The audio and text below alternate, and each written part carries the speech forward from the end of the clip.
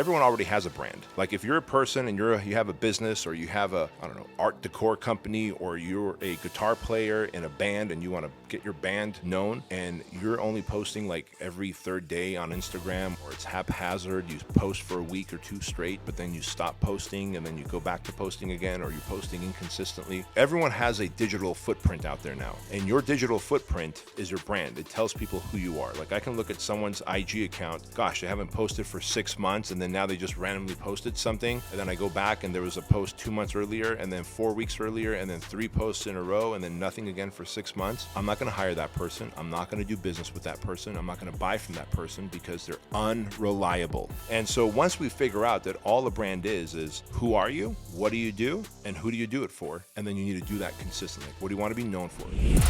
Welcome to the Fitness CEO Podcast. I'm not a businessman.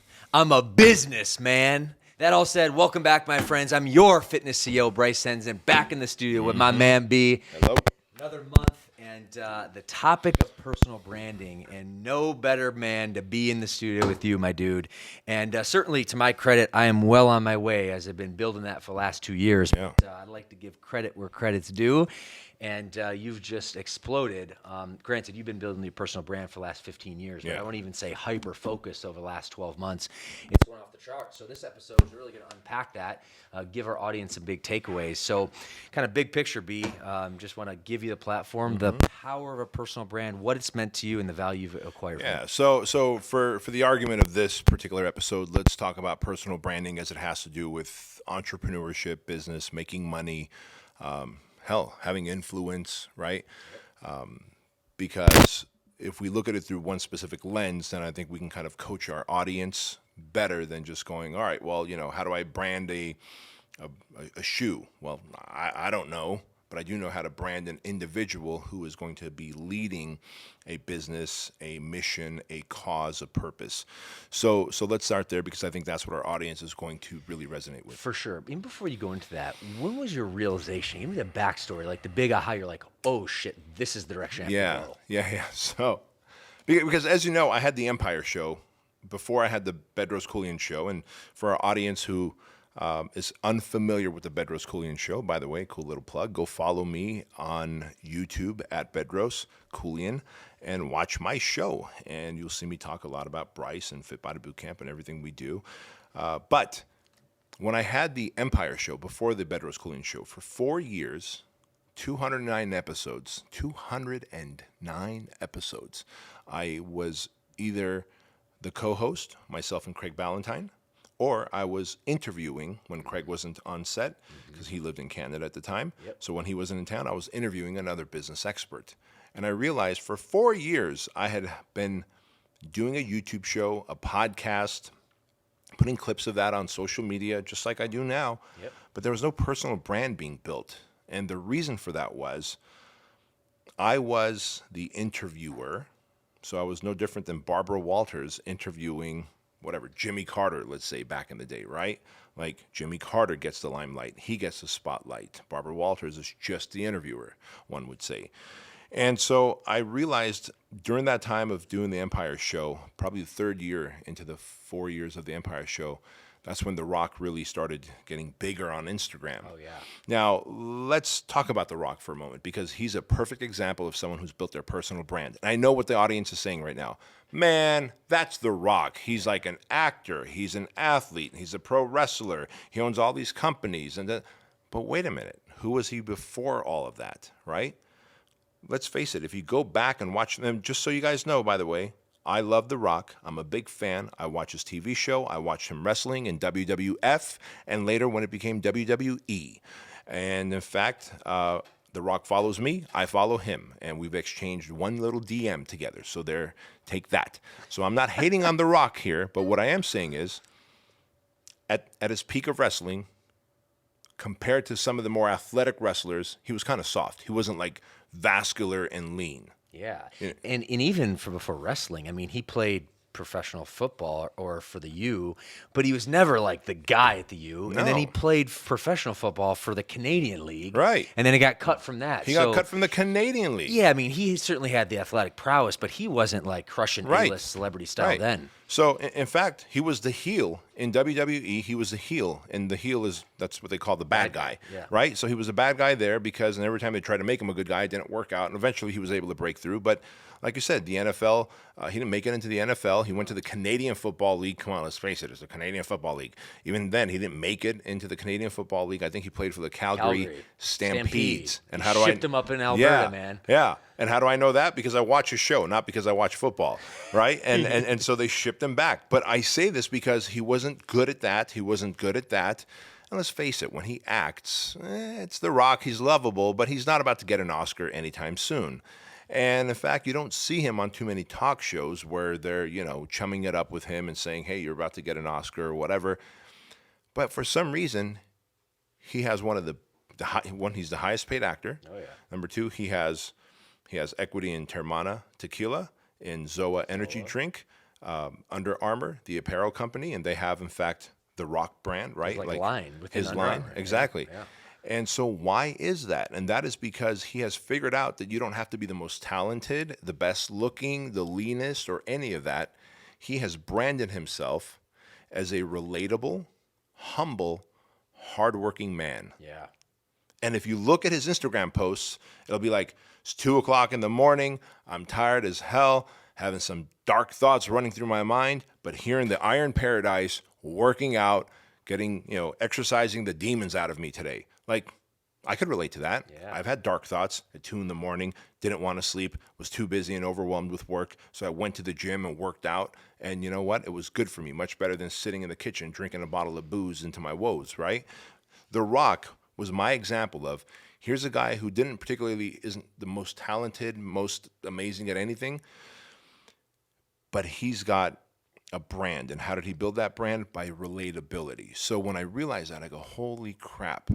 First of all, the Empire show needs to change and become the Bedros Keuilian show. It needs to be my name, me looking down the barrel of the camera, talking to the audience.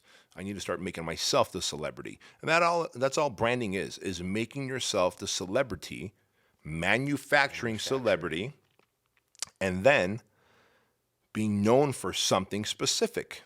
The Rock has done a really good job. I'm the likable, humble, hardworking actor, athlete that you know, and he can get away with using words on Instagram that your typical celebrity couldn't, because he's The Rock and he's likable. I think one of the greatest comments I got at BK Live, when someone's like, you and Jordan Peterson and Joe Rogan, you guys are like uncancelable. Because I say some pretty crazy shit on my show, right? About the gay nightclub that I worked in, and so how a lesbian beat me up and I had to like physically manhandle her but didn't want to punch her, but I had a bloody face by the time I was able to escort her out. And I'm like, but some of the things that I say on my show, someone else might get canceled. But because people I think can tell that I'm likable, that I'm authentic, that I'm honest, that I do have some mean streaks in me, but I don't have a bad bone in my body in terms of wanting anything bad towards anyone. And so when people can tell authenticity, and so then we have to realize that everyone already has a brand. Like if you're a person and you have a business, or you have art decor company, or you're a guitar player in a band and you want to get your band known, and you're only posting like every third day on Instagram, or it's haphazard, you post for a week or two straight, but then you stop posting and then you go back to posting again, or you're posting inconsistently, you have a brand. And that brand is that this person is inconsistent, unfocused, doesn't care. Like, everyone has a digital footprint out there now. Mm-hmm. And your digital footprint is your brand. It tells people who you are. Like, I can look at someone's IG account, gosh, they haven't posted for 6 months, and then now they just randomly posted something, and then I go back and there was a post 2 months earlier, and then 4 weeks earlier, and then 3 posts in a row, and then nothing again for 6 months. I'm not going to hire that person. I'm not going to do business with that person. I'm not going to buy from that person, because they're unreliable, is what their brand says to me. And so once we figure out that all a brand is who are you, what do you do, and who do you do it for? And then you need to do that consistently. Like, what do you want to be known for? Who are you? What do you do? And who do you do it for, right? So, I'm Bedros Keuilian. That's who I am. What do I do? I'm a serial entrepreneur that helps people win their freedom and sovereignty and become free thinkers by helping people develop money, meaning, and self-mastery. I'm very specific: money, meaning, and self-mastery. Because if you have a lot of money, but you don't have meaning, as in purpose or significance, all that money is just going to end up getting you in trouble, because you're not going to stay on the path, because we must always choose purpose over pleasure. And if you have money but no purpose, then you will start leaning into the pleasures of life and kind of going down the dark rabbit hole of sins and vices and addictions. So if you have money and meaning, now you need self-mastery to keep that money and maintain the meaning, meaning develop to a better human, kill the human animal, connect with consciousness, vibrate at a higher frequency. And so if you have money, meaning, and self-mastery, you're a great human. So I'm a serial entrepreneur that helps others develop themselves in the areas of money, meaning, and self-mastery. And who do I do it for? Specifically targeted towards men, because I feel called to serve men. I believe men are the most underserved market today. I believe masculinity is dying intentionally. It's being killed by it's having a death of 1,000 cuts, if you want to know what's happening to masculinity, through big media, big television, movies, the government. They're telling you that you're toxic for wanting to be ambitious, for being driven, for wanting to make a lot of money, for having a legacy. God forbid you should want to erect a statue for yourself or write a couple of books so that you can memorialize yourself before you die. You're toxic for wanting that. Why is that happening? Well, I believe believe it's a deeper question, but I completely agree with you. I'm just curious why from your lens. I believe that's happening. Look, it's not like they want to, because it's like, well, they want to take over the world. Well, who is the they, right? What they really want is there's what I call the opposition. And the opposition is a series of several big families, one might say. Think like the mafia. The mafia doesn't want you to not to have a job. They need you to have a job so that they can come and extort you money. They need people, but mafia wants control. Like, if you're going to use a trash service, you better use this trash service in this city. That's what the mafia wants. So think of that like families. So if everyone can picture the mafia, but it's hard for them to picture the opposition, as in big government. And all big government is just puppets. From the president to the vice president to the House to the Senate to Congress, these are all puppets that are owned by the big families, which are big pharma, military-industrial complex, the big food corporations that are constantly putting processed, chemically driven food into our bodies with mislabeling of things that says heart healthy and good for you. And then, of course, you get diabetes, and then so you have to use the big pharma's diabetic drugs, right? And then, of course, military-industrial complex wants to go wage war, because the only way we're going to build the next B-2 bomber and the next missile and the next nuke is if we're constantly waging war on other countries, not looking for peace. Peacetime, or a leader that looks for peace, is bad for the military-industrial complex. Raytheon and McDonnell Douglas and all these organizations that build bombs and missiles and guidance systems and all these things, they need war to happen so that budgets can expand. And they need you and I working so they can extract our tax dollars. And they need to make diseases happen so that they can fund pharmaceutical companies that are creating these jabs that are the solutions in their mind's eye. And they figured out continuity really well, didn't they? Because before it used to be, hey, go get your flu shot this year. Okay, I'll go get my flu shot. Yeah. How about your 10th booster? Now you're on your 10th, 12th, 13th booster. Continuity. Fucking pharmaceutical companies have figured out the subscription model. They have become the next Netflix, Hulu, and Amazon Prime. Ooh. Yeah, and it is all mandated by their puppets, big government. So there's your opposition, right? And so allow me to take my tinfoil hat off now and go back into personal branding. So my opposition is big government, big pharma, the military-industrial complex, big corporations that are food corporations that are poisoning humanity so that the big pharmaceutical companies, and by the way, all these companies, all these big organizations are connected. It's this one great big circle jerk, right? And when you think about how they mandated the vaccines and then they got you to take all these boosters, and then all of a sudden a year and a half goes by and they go, oh, you know what? Yeah, all those teachers that we fired in New York and cops that we fired in New York because they didn't take the vaccines, here's your back pay. We're sorry about that. Well, where's that back pay coming from? Your taxes and my taxes. It's not like, but it's already too late. The money was made. The injections were put into the people's bodies. The research wasn't done in time or long enough to see what the hell's in there. In fact, have you heard of BPC-157? No. BPC-157 is a peptide. And you can buy it, put some sterile water in it, inject it into your body if you have like a little torn meniscus or if you have like gut lining issues or whatever. And I'm not a doctor. Do not take any medical advice from me. Let me just say that. But if you just look up BPC157, which is body protective compound, it's a peptide and anybody can buy it off the internet. It comes in a bottle that's powdered form. You can buy sterile water, put it in there, and then you just take little 6 weeks of body protective compound will usually heal most injuries that you have on your body. Well, as of next month, the FDA is taking it off the market. Did you know that 70% of the time, the head of the FDA is a former executive from one of the 3 big pharmaceutical companies? So that if it's something, BPC157, which helped my knee heal, which helped my shoulder heal, if BPC, body protective compound 157, it's a legal product, a peptide that just encourages my body to heal itself. If the FDA can take it off the market so that the pharmaceutical companies can sell more of their stuff that doesn't heal the body, because again, they're just like there is no value in peace, there is no value in healing your body.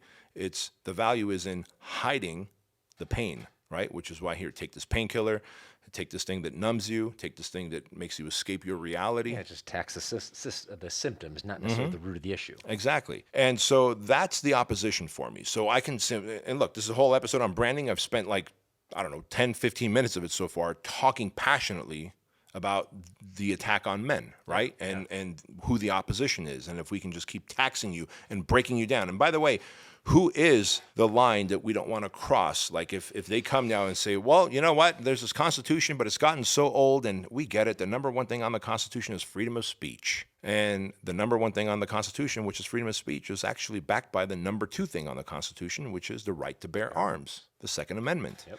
But, look what they're doing. They're saying, look, you don't need a rifle with 30 rounds in the magazine to go hunting. The Second Amendment was never written for hunting.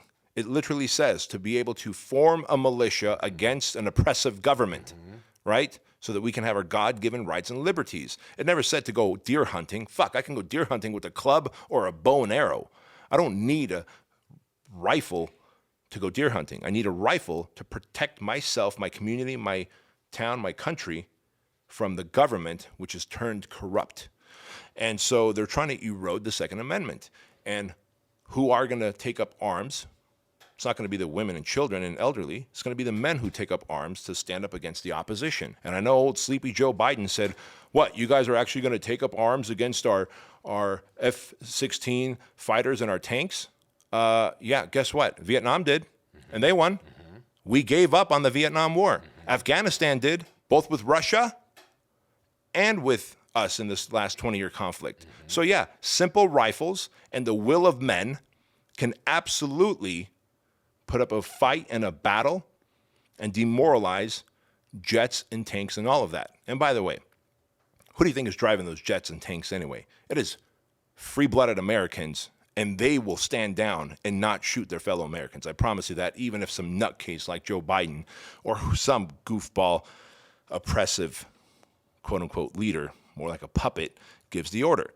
And so there is evidence that with simple rifles and men coming together and being led, we've had 20 years of sustained conflict here. Like, there are military men who are retired and ready to lead platoons of guys like you and me into battle, God forbid, if we need to.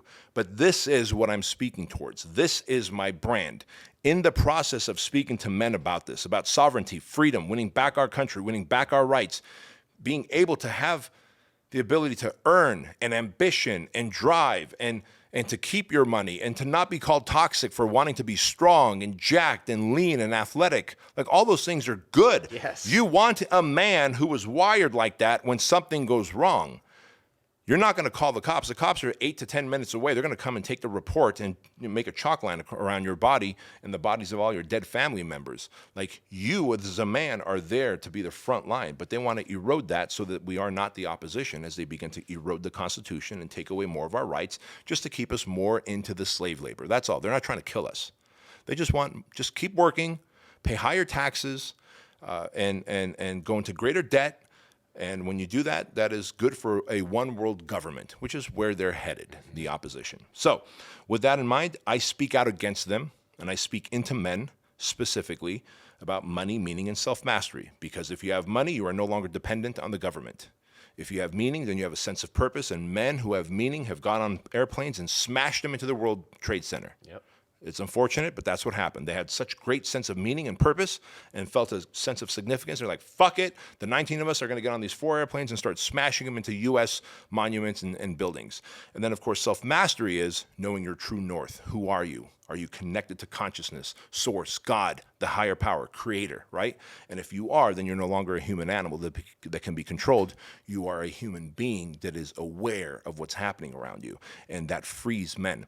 And so knowing that that's my brand, I speak into men through my YouTube show, through my podcast, through my Instagram channel, all about those 3 things, money, meaning, and self-mastery. And in the meantime, I say, oh, by the way, one of my brands that I own is Fit Body Bootcamp. I created Fit Body Bootcamp. If you're into fitness and you want to open up a gym that actually succeeds and doesn't fail and does good for your community and helps people lose weight. If you're watching my free show here on YouTube or Spotify, it would mean a lot to me that if you're going to open up a gym, you open up a Fit Body Bootcamp.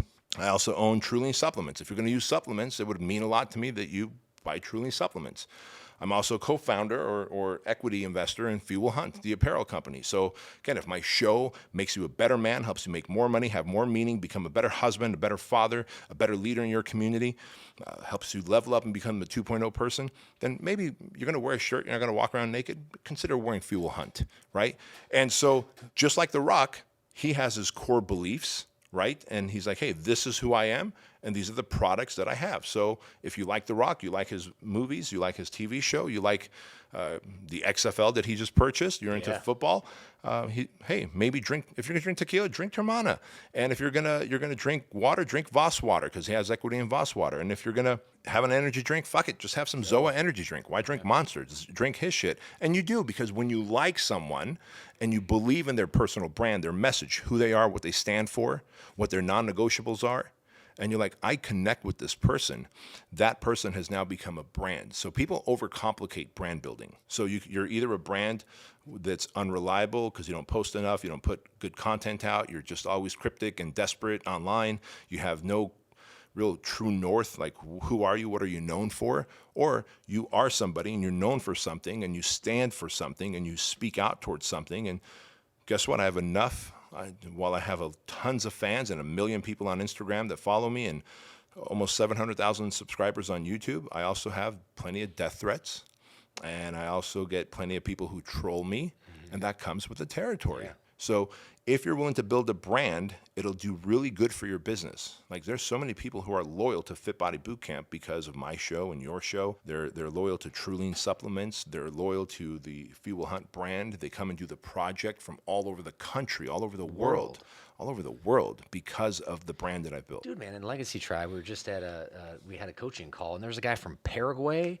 It's like South America next to Brazil where I used to live. There's a guy from Singapore, like freaking all over. Just really cool. Yeah, and when you think about it, like they're part of the legacy, a tribe. We named it, like build your legacy and build it in this tribe. Like we're a tribe because no human is a lone wolf. The lone wolf dies, the wolf pack survives. And just like wolves, we are pack animals. We are tribal. And tribal, we are infinitely stronger. The two of us aren't just twice as strong.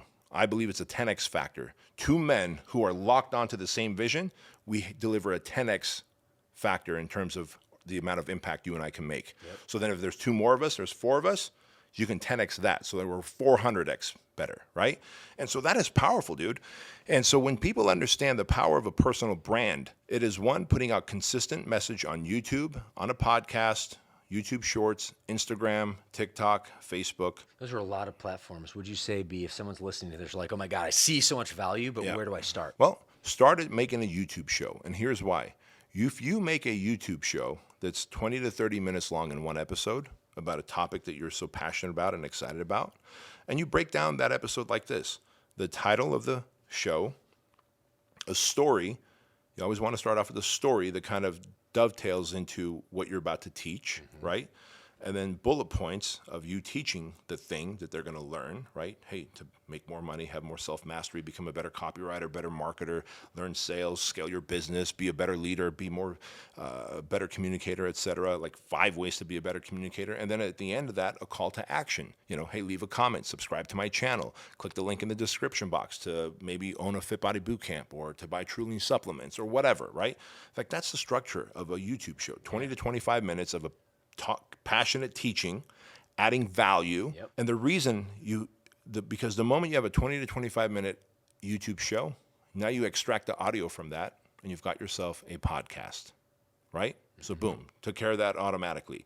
Well, on that YouTube show that's 20 to 25 minutes long, there's probably 5, 6, or 7 little shorts or reels that you can create out of it. A good video editor could create 5, 6, 7, 8, 9, 10 shorts, these passionate little rants that you went on during your 20, 25-minute talk. Now those become reels on Instagram or shorts on YouTube. So while it seems like overwhelming and daunting, you create 1 YouTube video a week, and now what you've done is you've created your shorts for the week, you've created your reels for the week, your podcast for the week, you've done it all. And it's literally that simple. And if that short or reel popped off, as in took off, got a lot of views, now you go, aha, let me save that into my swipe file. That's a topic that the audience liked. What other variations of that topic can I talk about? Because it's probably congruent to your brand anyway. Yeah. Right? And here's the cool thing about being consistent. One of the most important things, even more important than your topic ideas, is the consistency factor. Because if you do anything consistently long enough with passion, obsession that we talk about, there's people watching. Soon you're like, oh my God, Ed Milet and Andy Frisella and Tom Bilyeu are reaching out to me and they want me to be on their podcast because they have podcasts that have guests on it. Those guests create content for them. And if they're putting out 2, 3, 4 episodes a week, there's a shortage of guests for them. Lewis House, Sean Stevenson, like the list goes on. So before you can get on those other podcasts where you can be exposed to even more eyeballs, you have to consistently, regularly, for at least 12 months. I mean, here we are now, a year and 1 month into the BK show. Now I'm really starting to pop off. Now I'm getting on the big podcasts. But I'm going to even play devil's advocate. Last year, 15 months is just when you start really popping off. But how much work did you did foundationally on building your brand beforehand? How many times, were you accustomed to shooting podcasts and shooting films? So I've quote unquote, you're an overnight success in the last 12 months. But Right. I see all the, 10 years of previous work that you've done to get to that point. Yeah. And that piece is really important. I'm glad you teed that up. Whatever your podcast topic is going to be on, you better have mastery of that topic. Not just an understanding of that topic, not just I'm familiar with that topic, not that I've read 5 books about that topic, but fucking mastery. Yeah. And the stuff that I talk about are stuff that I've done to myself. Like I have developed an obscene amount of money in my bank accounts and I've created so much wealth across many different categories. I have such a high level of sense of significance, meaning purpose, fulfillment in my life, that I'm driven. I know what my true north is, and I would die for it. And then self-mastery. I literally see the world through my eyes as though my eyes are a window, like consciousness, a spirit, a soul lives in me, and I'm not this human body. I'm not this human body no more than you are your car when you get inside your car to drive it, right? You're not your car. No. You're just the car's a vehicle. You are the operator. Yeah. When you develop into self-mastery, you connect with consciousness, you realize this is a vehicle that's eroding because as humans, we live on 3 planes, by the way. You live in the physical plane, which is constantly eroding. I'll eat right, I'll work out, I'll get my sleep. At the end of the day, time wins, your body's going to break down, you're going to die. So you live on the physical plane.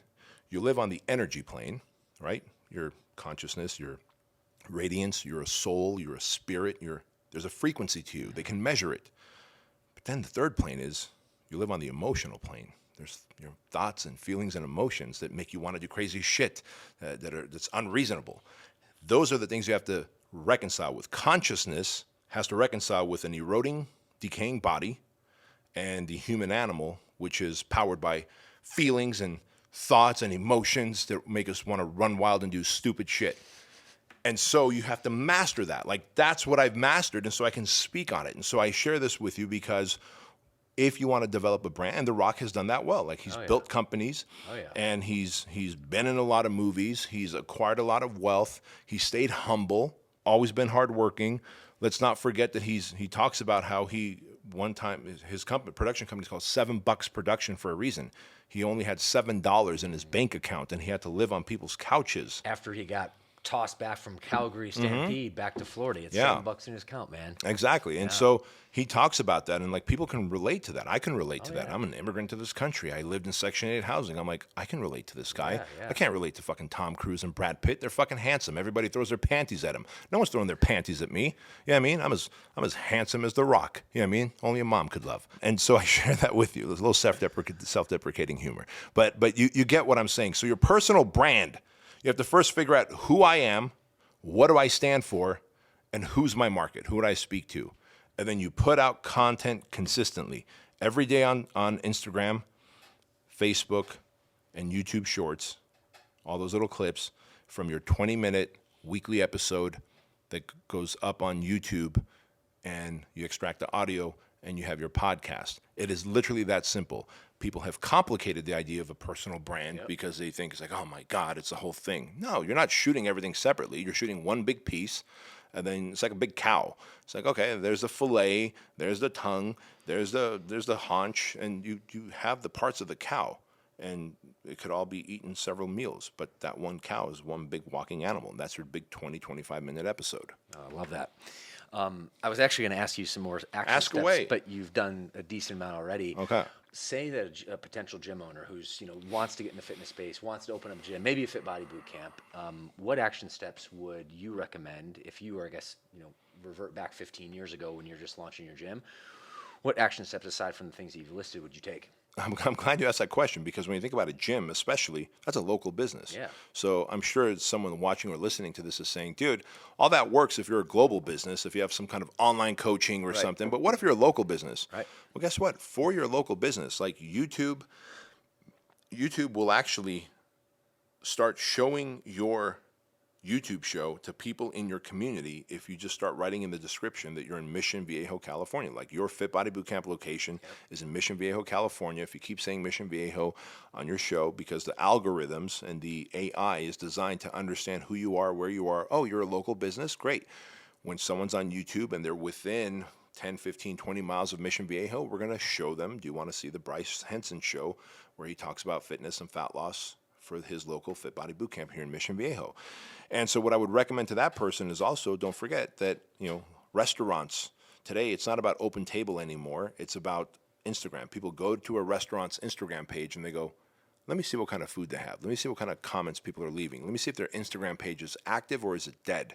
Like I know when I travel a lot, I speak in a lot of cities, and I'm a bit of a gym snob. And so if I'm going to find a gym nearest my hotel in, let's say, Dallas, Texas, I don't go on Google anymore.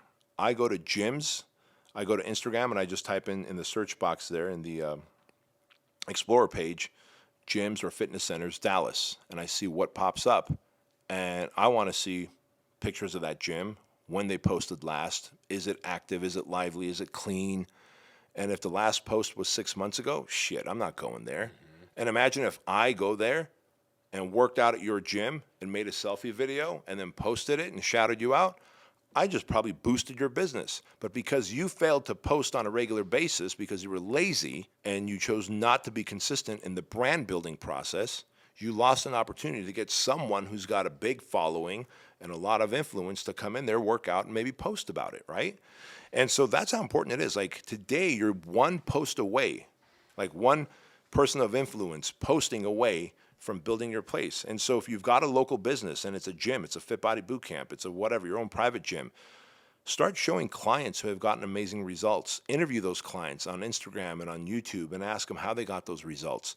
And showcase the type of workouts you do. Explain to people the difference between, starchy carbs, sugary carbs, and complex carbs. People just think carbs are bad. Well, it's actually, fibrous carbs are actually negligible. You could eat a shit ton and it does nothing to you. Like people don't Carbohydrates, know. energy. It's just energy. Sugary carbs are bad for you, absolutely. But people don't know the difference. Educate them.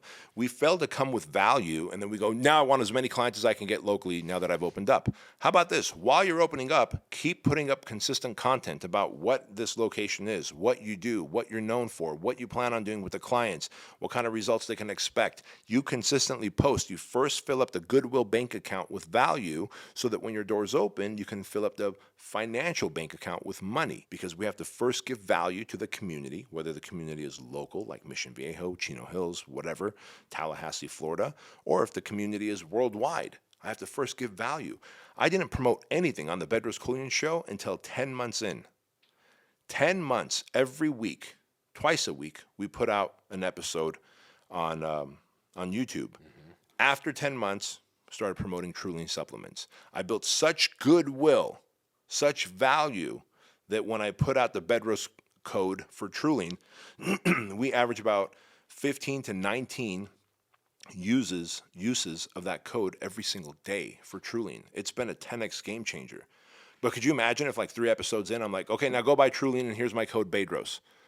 They're not going to do it because I haven't filled up the Goodwill bank account. I haven't been consistent enough. The universe will not reward me for something I haven't done. All right, as we dovetail, given so much value, speaking of value on this episode, I'm going to put you on the spot, Mr. Bedros Keuilian. I'm going to give our audience, at this moment, $100,000 of value, because that's what you charge for your coaching. Although in February, I think it's going to be $250,000. Yep. So I'm your coaching client, and you have a very, very deep insight to me, how I operate, what I post, ultimately how I execute from a business perspective. Say you were to do a personal branding audit, okay?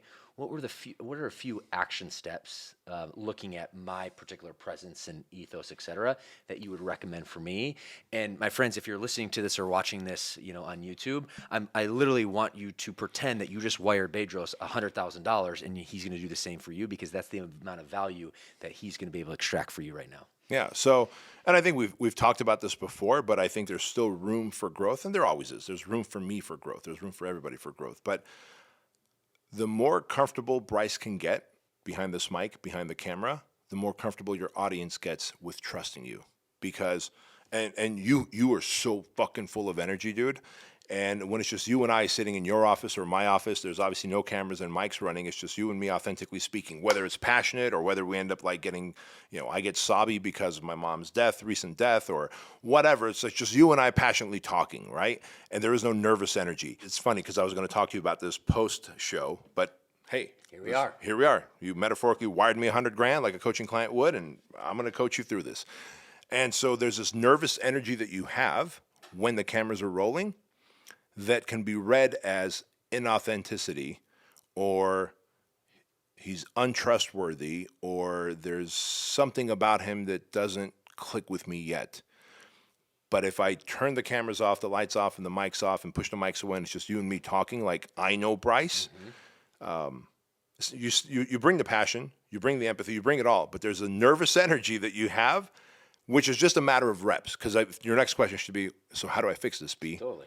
Repetitions. And, well, how many reps? 10? No, probably a couple hundred. That's why I said, like, the Empire show was 209 episodes. And I remember showing up with that nervous energy. I was going to say, do you remember a time where you had this nervous energy, and what did you do to solve that? Yeah. Well, so I actually took improv classes, and that's probably something I was going to recommend to you. I went to Santa Monica for 6 weeks. One of my 6-week challenges was to take improv classes at a place called Second City, which is pretty well known out there. And dude, it was nerve-wracking. Like day one, they give you like 3 or 4 different speeches, and you're there with like people that are actual actors, people that are actual comedians this is going to be their path in life. I'm like, I'm an entrepreneur and I just want to be more comfortable speaking. I want to make people laugh and bring their guard down. I want to be a better storyteller. So there's some more advice for you, like become a better storyteller. Let's get rid of this nervous energy. And all that comes from an improv class. And so they're like, all right, so they had us do, I'm going to describe 2 things of everything they did on day one. So we stand about 10 feet away from a wall. There's like 10 of us in this particular class. We're about 10 feet away from that wall. And they go, take a step, and then go, ah, and then take another step, and then you go, ah, louder. By the time you take your 10th step, you should be at the wall, and you should be at your highest level of, ah, right? Dude, I was so like embarrassed and puckered. Yeah. I was like, by the time I got to the wall, I probably could have gone to like 100 before I cranked it up. I was too afraid to let it out. I looked to my left and right. People are like, wow! I'm like, holy shit, like they are good. I'm just too emotionally constipated in that moment, right? Yeah. So, and then they're coaching me up. They're like, hey, you got to the wall. Can you get any higher? I'm like, yep. They're like, can you show us? I'm like, and I got it. And I'm in my head, I'm like, I can get way louder than this, but I don't want to look stupid. I don't want to sound dumb. I don't want to make that face that's required for me to make to get as loud as she wants me to get. But I look at the people around me, their eyes are bugging out and there's saliva falling out of their mouth. Going for it, man. They're going for it, right? Yeah. That's what a real thespian does. That's what a real actor does. That's what a comedian does. Yeah. And so that's day one.